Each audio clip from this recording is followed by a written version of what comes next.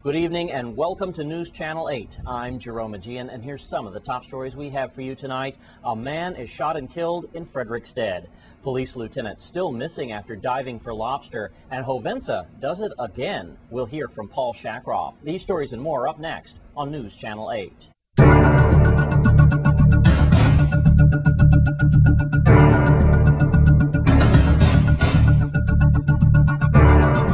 In our top story tonight, a man has been shot and killed. The incident happened near the Claudio Marco School in Frederickstead. News Channel 8's Wes Small has more. Thanks a lot, Jerome.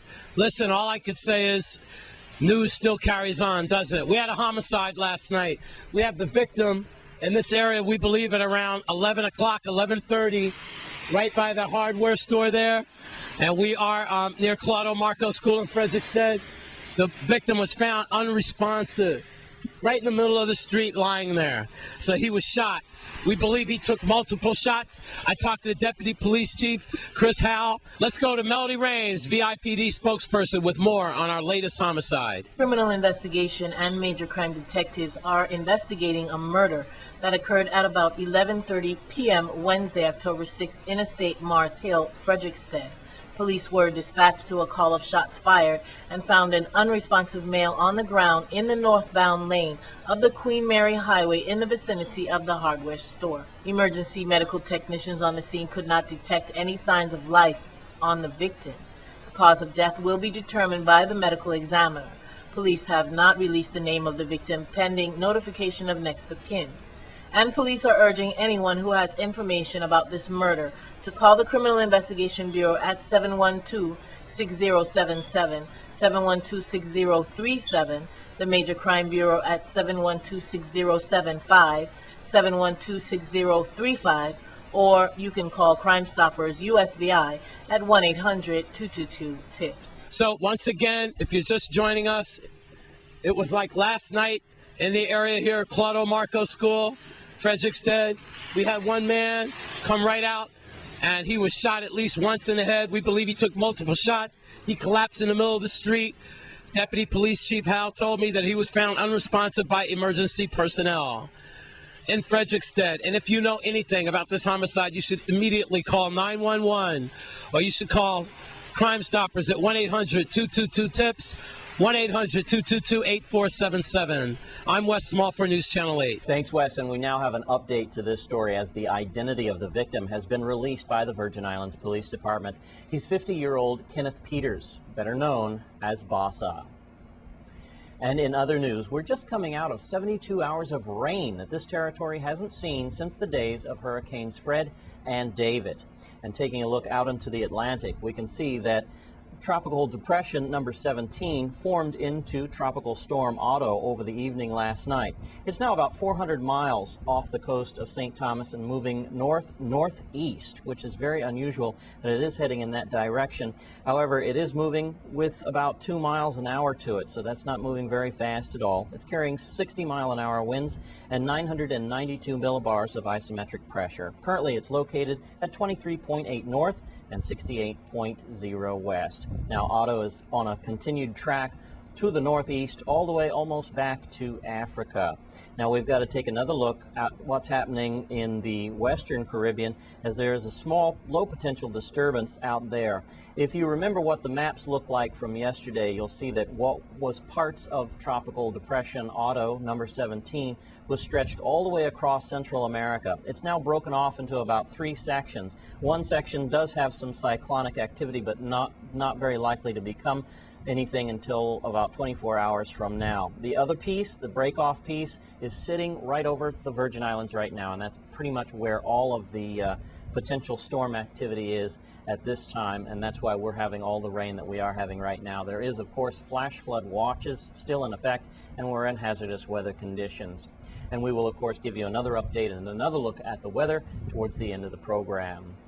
And emergency responders are still looking for Police Lieutenant Benjamin Rios. Rios, who is assigned to the Blue Lightning Marine Police Force, went fishing with 2 friends, and they got into trouble.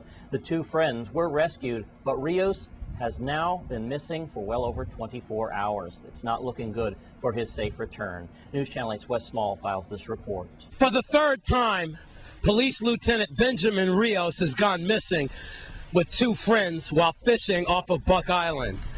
Words coming from Novell Francis, police commissioner. The search is still ongoing. Melody Rames, the search continues. 2 men come back, 1 still missing. Deputy Police Chief Chris Howell, early this morning, Wes, my clothes are soaking wet. I walked the beaches of Cramers Park looking for Police Lieutenant Rios. Somewhere out there, since first of light, the search continues. DPNR, special rescue boat, fellow police officers, fellow fishermen, family members all concerned, not to mention the Coast Guard from Puerto Rico and nearby areas. I can't tell you how treacherous it is out there, but everyone is perplexed and rather amazed that it's the 3rd time that this police lieutenant has gone in harm's way. And I have to tell you, it does not look good that he'll come back alive. It's the sentiments of a lot of the police department and rescue efforts. Deputy Police Chief Howe said yesterday at one point they were 50 feet above the water and they still couldn't see the water. That's how bad visibility was. My friends, I don't think it's gotten any better today. I've talked to a lot of Rios' fellow police officers, and they are shaking their heads. How could this experienced fisherman and a lobsterman go off of the coast of Buck Island at the wall, which drops 300 to 500 feet, one of the deepest depths in the world in that shelf? So we're just perplexed and amazed that it's a 3-pack. Not once, but twice, but 3 times the same man has gone missing.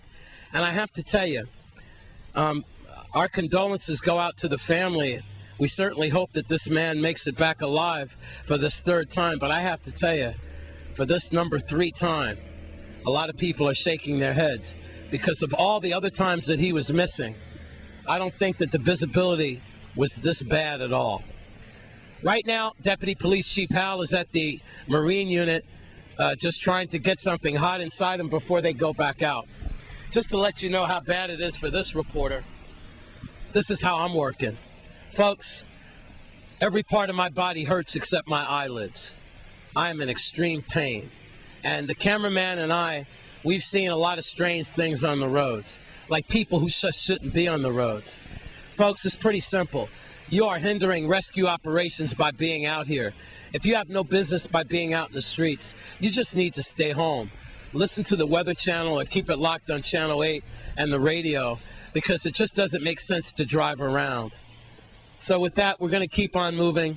We are praying that Officer Rios, Lieutenant Rios, is found, and that perhaps we could all learn from this. Mother Nature, she can be very cruel at times. Again, 3 fishermen go in, and 2 come back. For the 3rd time in a row, during weather like this, the search continues for Lieutenant Rios. In downtown Christiansted, in the rain, I'm Wes Small for News Channel 8. Thanks, Wes. Right now, we go to San Juan, Puerto Rico, as we hear from Coast Guard spokesperson Paul Castrodad. Early this morning, approximately 8:14 a.m., Coast Guard watchstanders in Sector San Juan received a 911 emergency call from the U.S. Virgin Islands reporting missing diver in waters northeast of Buck Island, approximately 1 nautical mile northeast of Buck Island. We launched Coast Guard helos that are currently searching on scene, and we have the Coast Guard cutter Reef Shark also in the area searching as well. There are additional assets from the Virgin Islands Police Department, surface and air assets, and from the Department of Natural Resources as well that are also searching. The call that we received stated initially that there were 2 people that had gone scuba diving in the area aboard a recreational vessel. 2 of them were in the water while 1 was operating the vessel. At which point the operator of the vessel was able to recover 1 of the scuba divers from the water, but was not able to find the second one. It was reported to us that the missing diver is a member of the Virgin Islands Police Department. And thanks to Coast Guard spokesperson Paul Castrodad. And a truck was stolen at gunpoint recently. The incident happened across the street from the church in Estate Upper Love. News Channel 8's Wes Small files this report. Thanks a lot, Jerome. We are in Estate Upper Love at the Calgary Baptist Church under Pastor Benjamin. And we have a frightening experience to talk about. You know, they have night services here, and it was Wednesday night. Now, not this Wednesday. We're going to take you back a whole week ago, actually. And as parishioners were coming out into the parking lot area here, actually, the first one to come out was a young man in a gray Nissan 2006 truck. Right across the street there, as the cameraman pans over the hedges adjacent to the stop sign there. Now, when he got to his vehicle, he got in his truck, he started it up, and unfortunately, there was a masked man with a firearm demanding that truck, demanding that he got out. Apparently, the parishioner did not move fast enough, and he started to panic. The door would not open on the passenger side. By now, the gunman was already entering the driver's side, and the young man was so frightened he couldn't get the door open fast enough. 2 warning shots had been fired into the air, so he frantically climbed out of the passenger window and hid in the bushes as the cameraman pans over my shoulder. Another shot rang out as well. Fortunately, he was not injured, but that 2006 gray Nissan truck has been jacked. Now, unfortunately, we have some discrepancies. I just talked to Melody Rames, and Melody Rames told me that they had been asking the victim for pictures of the truck. I mean, we're about 8 days after the incident, and this is the first that it's come across this reporter's desk. I don't think you've seen or heard about this story in the press or on any other radio or TV stations. I think that timeliness is really a good factor, an important factor in these crimes. So again, we're looking for a gray 2006 Nissan truck. Ambulance, EMTs did have to come to the scene to subdue the victim. He was badly shaken up, and he still is traumatically shaken up today. We're in Estate Upper Love, and if you've seen this 2006 Nissan, it's gray, call Crime Stoppers at 1-800-222-TIPS or 1-800-222-8477 in Estate Upper Love. In the rain, once again, Wes Small for News Channel 8. Thanks, Wes. When we come back from this break, more problems with Hovenza.